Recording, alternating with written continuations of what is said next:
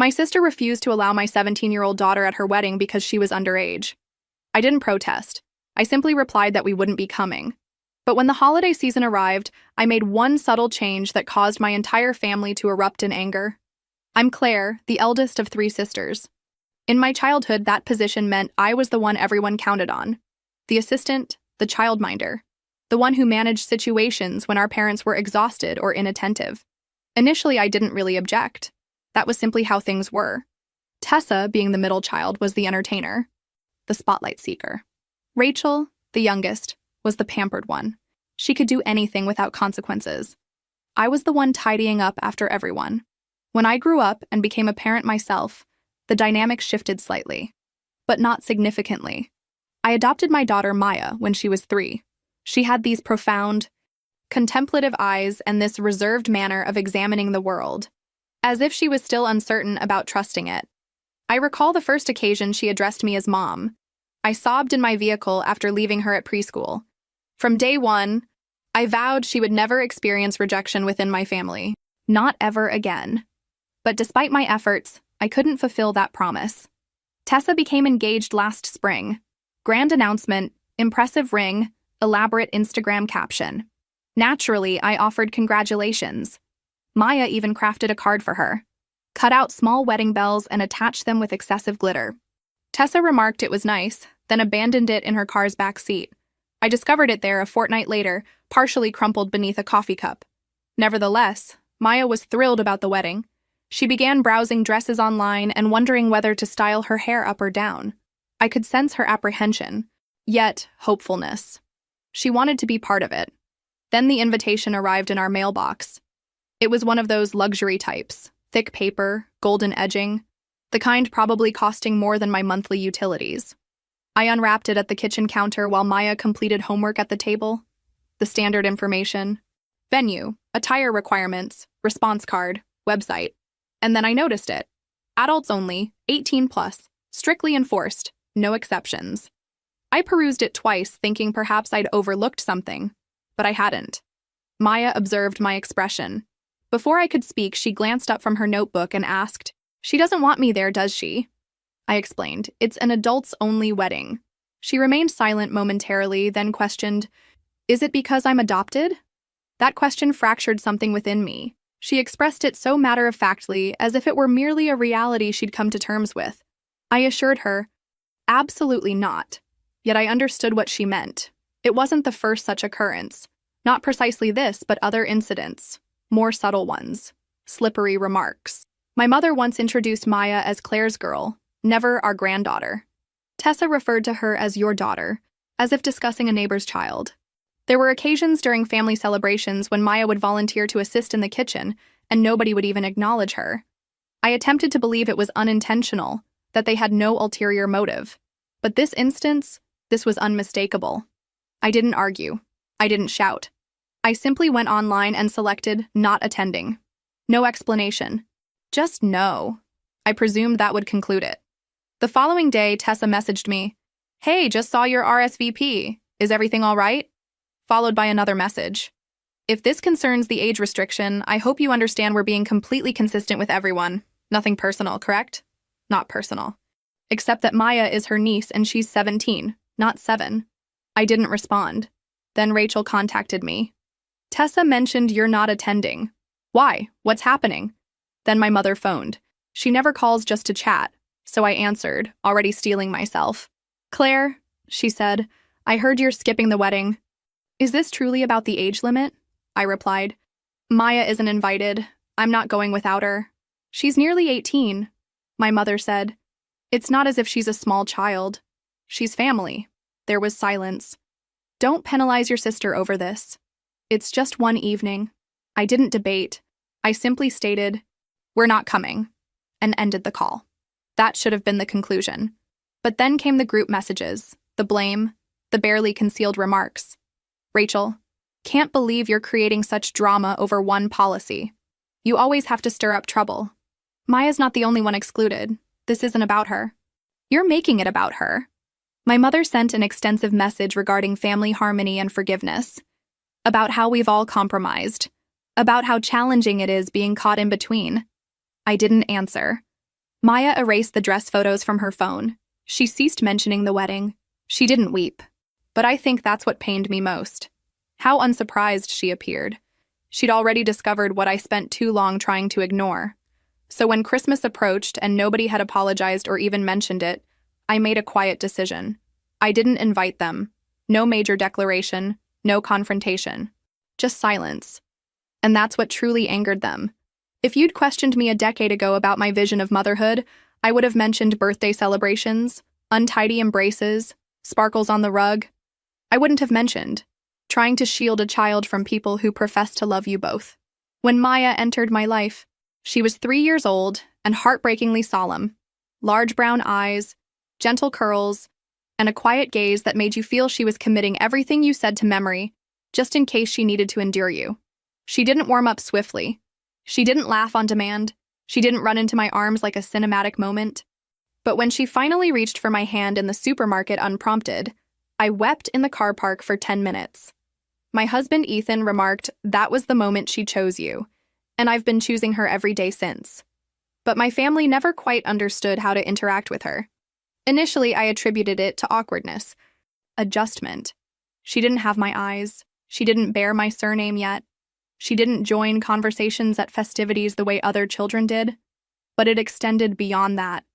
It was how my mom referred to her as the little one instead of Maya. How Tessa once inquired, "Are you going to tell her she's adopted when she's older?" while Maya was present. How Rachel's children received Easter baskets from our parents with personalized names, while Maya got a generic one with a Happy Spring label. It wasn't blatant. It was more subtle than that, softer, easier to dismiss if you wished to. But Maya perceived it. She always perceived it. I tried to be understanding. I truly did. I explained, I redirected, I gave them the benefit of doubt. When Maya was 6, she informed my dad she aspired to be an artist. He smiled and said, "You'll need something more practical than that." When she was 8, she drew a picture of our family, me, Ethan, and her, and presented it to my mom. My mom smiled, expressed gratitude, then set it aside and never mentioned it again. Maya inquired later why it wasn't displayed on the refrigerator like her cousin's drawings. I was at a loss for words. The first instance I truly lost patience was Rachel's engagement party. Maya was 12. Rachel had invited us. Sort of. We were included in a mass text with a time, date, and location. No "can't wait to see you," no personal message. But we attended nonetheless because I thought, this is how we change it. We continue showing up.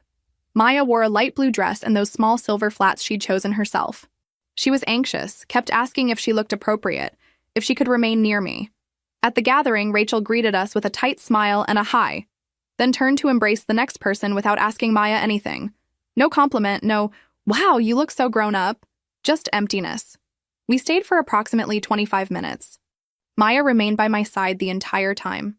On the journey home, she said, "I don't think she likes me." I said, "She doesn't know you." She said, "She's had 10 years. And I had no response for that. The thing is, I don't believe they ever fully accepted that Maya wasn't temporary. It's as if a part of them thought I'd eventually have a biological child, and this would become a sweet chapter. Something they could refer to as when Claire fostered that little girl. They never articulated it. They didn't need to. Last year, for Maya's 16th birthday, we rented space at the community center and decorated it with her artwork, her idea. She didn't desire some elaborate party with loud music. She wanted to exhibit her paintings, serve cupcakes, and invite those who had supported her. She created the invitations herself, mailed them to family, friends, and several teachers. Rachel didn't attend. Neither did Tessa.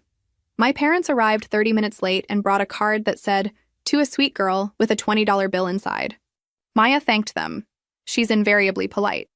Afterward, she didn't comment much, just helped tidy up, returned her canvases to the car. But later that night, when we were home and the dishes were cleaned, I found one of her sketches. It depicted the three of us, me, Ethan, and her at the party. But our faces were blank. I believe that's when I ceased hoping they'd change. Not because of the card or the tardiness or the lack of effort, but because it no longer hurt Maya in the same way. She'd stopped being surprised. And that frightened me more than anything. So when the wedding invitation never arrived, not even a phone call or a conversation, just a silent exclusion, I knew what action to take. I didn't argue. I didn't plead or request an exception. I simply informed Maya we weren't attending. She didn't cry. She just nodded and said, "Okay." Later that evening, she asked, "Do you think they even noticed we weren't there?" I affirmed because I needed her to believe she mattered, even if they didn't. We spent the weekend of the wedding at home. Ethan prepared French toast. Maya painted in the sunroom. I read a book from cover to cover. It wasn't vengeance. It wasn't a protest. It was tranquility. And honestly, it felt strange initially, quiet in a manner that made you realize how much noise you'd been living with for years. I didn't miss the ceremony. I didn't wonder about the floral arrangements or whether the cake was delicious.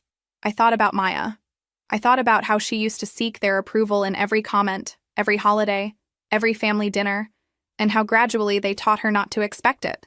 And I thought about the next holiday, how for years I'd hosted Christmas out of obligation, inviting them, feeding them, pretending their half-hearted smiles were sufficient. This time I wouldn't. This time I'd do something different. Ethan asked me in early December, "Should I order the usual folding chairs?" I shook my head. No extra seats this year. He didn't press. Maya didn't inquire. And when the group chat began buzzing with, "Who's bringing dessert to Claire's this year?" and "Should we come the night before like always?" I said nothing. I just observed the messages accumulate unread. I didn't announce that I wasn't hosting Christmas. I didn't deliver a speech or post a bold status or tell everyone to go find somewhere else to eat their ham in passive aggression. I just didn't say anything. And that silence, apparently, was the loudest thing I'd ever done. The group chat started buzzing around December 15th. "Rachel, Claire, are we still doing Christmas Eve dinner at your place? Let me know what I should bring." Tessa, "Of course, I'll be late again. Let me know if Maya wants anything specific this year. If she's even going to be there this time." That one nearly provoked me. If she's even going to be there this time. As if Maya was the issue. As if her absence from their wedding was a personal failure of hers, not the result of being uninvited. I didn't reply. For the first time in years, I didn't clean the house thoroughly. I didn't pre-order a roast. I didn't extract the extra folding chairs. I didn't drag the big table extension out of the garage. And when no one received an answer, they started calling. First my mom. I ignored it. Then Rachel, then Tessa, then my dad. Left a message. "Claire, we just want to know what's happening. Your mother's upset. It's not too late to do the right thing." The right thing? As if hosting people who excluded my daughter was the right thing. As if feeding them would mend what they refused to acknowledge. We didn't host anyone that year.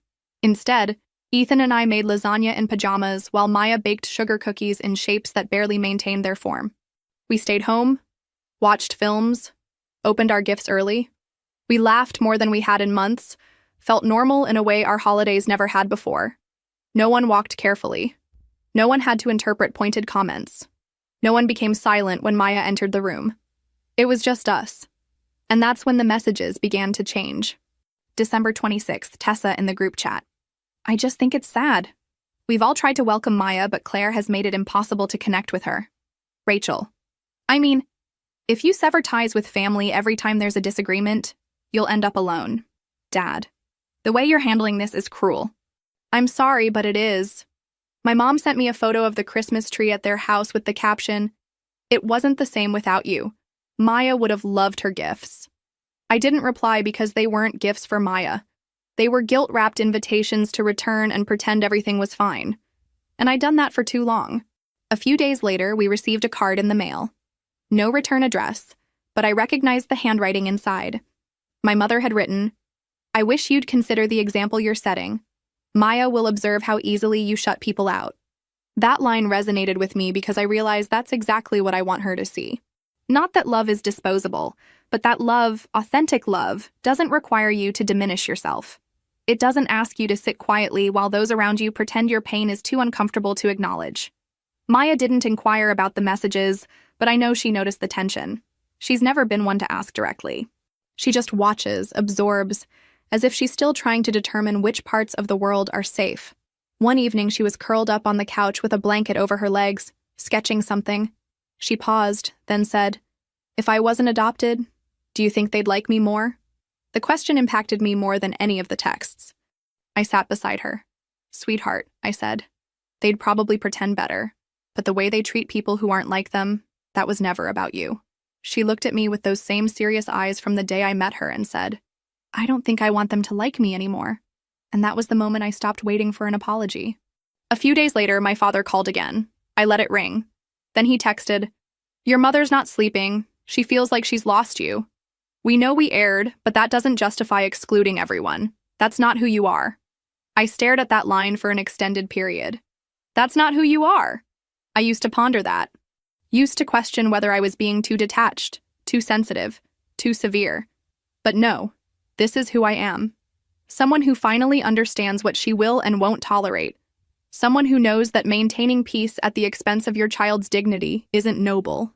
It's cowardice disguised as tradition. The final provocation came from Tessa. She sent a voice memo.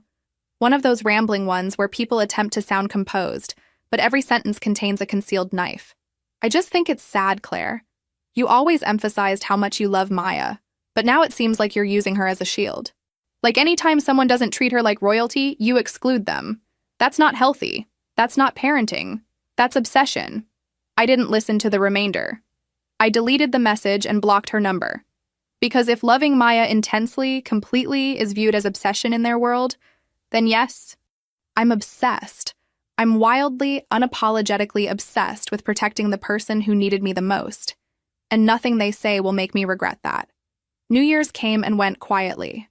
Maya fell asleep before midnight with a half-consumed cookie on the couch. Ethan and I toasted with tea instead of champagne and watched fireworks without sound. He looked at me and said, "Do you miss them?" I considered it. "No," I said. "I missed the concept of them. But that version never truly existed." He nodded, didn't add anything more, just reached for my hand. I don't know what will occur next. I'm certain they'll continue trying. People like that don't depart silently. There will be more texts, more posts. Perhaps one of them will appear at Maya's graduation next year behaving as if nothing happened. But I've made my decision. There's no major confrontation imminent, no dramatic showdown, just quiet distance. And sometimes that's the most powerful choice of all. It happened on a Thursday, cold, overcast, quiet. I had just returned from work, still wearing my coat, when the doorbell chimed. I wasn't expecting visitors. Ethan was working late. Maya was upstairs preparing a portfolio project for her college applications. I opened the door and there they stood. My parents, on my porch as if it was still 2007, and we were pretending nothing ever went awry. My mom had a plastic container in her hands. I believe they were oatmeal cookies, her specialty. Soft in the center, slightly overcooked around the edges, the kind she used to bake when I was young. "Claire," she said with a breathy little smile, "we thought we'd visit." I didn't respond immediately, just stared at the container in her hands as if it might be rigged. My dad shifted beside her. "Can we enter? Just for a moment?" "No," I said. There was a pause. Surprise perhaps, but not long enough to matter. My mom attempted to recover with another warm tone. "We just wanted to talk. Things became heated, but we're still your family." She offered the cookies like a peace offering. I didn't accept them. That's when the smile began to waver.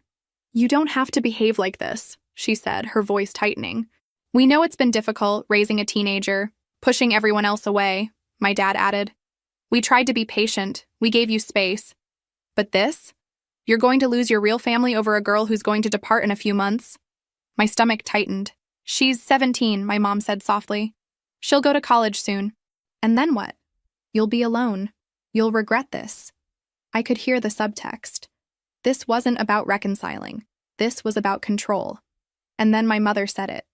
The thing I believe she'd always believed fundamentally. "I'm sorry, Claire, but she's not blood. She's not really one of us." She said it gently, as if doing me a favor, as if she expected me to nod and say, "You're right." I lost perspective.